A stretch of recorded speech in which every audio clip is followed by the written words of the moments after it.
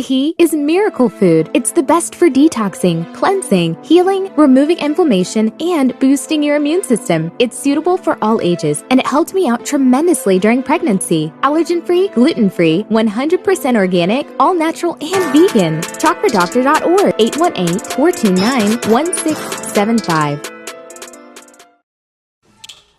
Why haven't y'all tried miracle food yet? Like, for real, all jokes aside. I had to make something of myself, and it's crazy because I grew up at in right around Manchester 105th, so that's around the same areas as bro. It is, so it's crazy to have thought that, as children, because we're the same age, we might have been crossing paths pretty early on in our history. So for me, to have been a part of, specifically, like, you don't got a clue. It was talking about,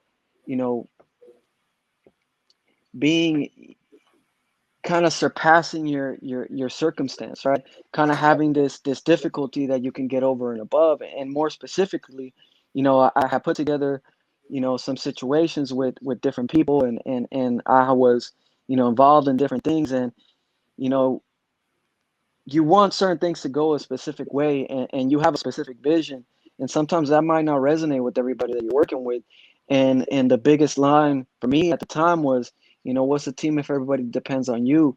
And that really resonated, because I don't think I have been thinking about that. You need to breed bosses whenever you work with anybody.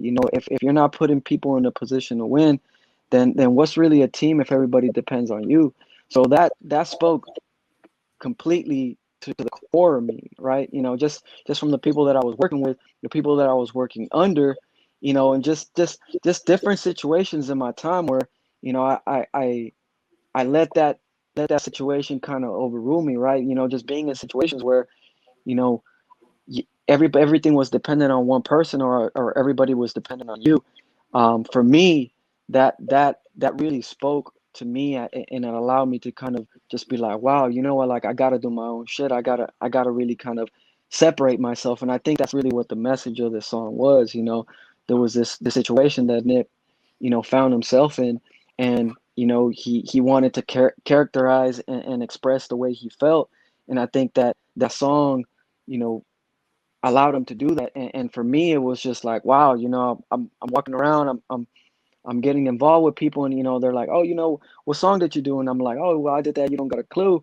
And for some people, it was like the dopest shit that I could have said. And some people were like, damn, I don't think you know what that means, because of what it meant to him, right? And what the people that were on the end understood that song meant. Later I realized what that meant, and it was profound, right? It was that separation of of himself and this other party. Yeah. So at what point did you start working with Nipsey, I should say? Right. So it was, man, and I think I speak to all the producers out there that are like kind of trying to figure out, what to do with their production, or like what kind of lane, or like how to go about it, how to get a placement. Man, just send your beats out. There's so many artists out there, so many dope artists that you may not know what's going on, but they're hungry for beats. And I know sometimes, as producers, especially, the game tips at you crazy. You get a lot of situations where you get yourself into, and it kind of chips at your demeanor, and you're like, damn, what am I really doing this for? All I can say is don't stop, because I was at that same spot. I was right there, trying to figure out, who do I send my beats to? And I ended up sending them to bro, because he was like, yo, producers, fuck with me. I'm in the studio. Send me beats. And it was just like, I don't even know who I had sent beats. I was just putting packs together and sending them to whomever, right? Like, my friends were like, yo, like, this artist is looking for beats. And this is when, Twitter was hot for this kind of shit. People were looking for beats. So I was like, yo, I sent them some beats. And shit, bro, like, December 21st, the day it came out, people started texting me like, yo, you're on that nip. And I was like, nah. And I went to Hot New Hip Hop, and, I went through the songs, and I was like, yo, like, you could hear right at the top, because you could hear, the Get Money Boys tag, which was a a production crew that I had put together very early on, and you could hear the Get Money Boys tag, and I'm like, yo, that's crazy, like this is wild, I'm just a dude making beats and got off a beat to one of the dopest artists through the internet, right? Like that don't even seem like much because we do so much with communication and the internet and applications and you know this whole new wave of how we're able to kind of interact with each other. But around that time it was kind of big for me. It was being able to reach places that you don't think you could reach. Like, I mean, where was I going to go find Nip? Where, how was I even going to be able to connect with them? And I think that's still truth to power now. So that was really the first time that we worked together, and some time passed. I ended up actually having to go on house arrest for just some stupid young kid shit that I was doing, and but it was wild because you don't got a clue was out, and like this whole shit was out, and I'm like, yo, like I need to be in the mix, right? So I remember as soon as my house arrest was out, I hit up Nip like, yo, let me pull up, like what's good. And actually I think it was maybe a week or a couple of weeks later, he's like, yo, Wizzo was popping, like was good. At this time I had just been sending everything I could, and he's like, yo, pull up, I need an engineer, like can you handle it? And I'm like, of course. And I just pulled up, and I didn't stop pulling up regardless of the situation thereafter. Dope. Now, I want to get back to You Don't Have a Clue real quick, because a lot of people see it as a diss song. I look at it as more like defending yourself song, like kind of just defending his worth and defending who he is. But a lot of people out here, I'm not going to make you say it unless you want to, say that was directed toward Big U in that situation. And a lot of other people say that he gave some a little bit of noise to Whack 100 too, keeping it 100 when 100 don't keep it true. Just talk about that, creating that record and then knowing kind of the significance behind that. And how did you take it? Did you take it as a diss record or kind of Nip defending yourself? It's a super touchy subject, and it's definitely not my position to kind of express, what I think, but I can tell you what the reaction was. The reaction when I was kind of going around, and it's clear, right? If it's very clear. But without making any deductions, I didn't know.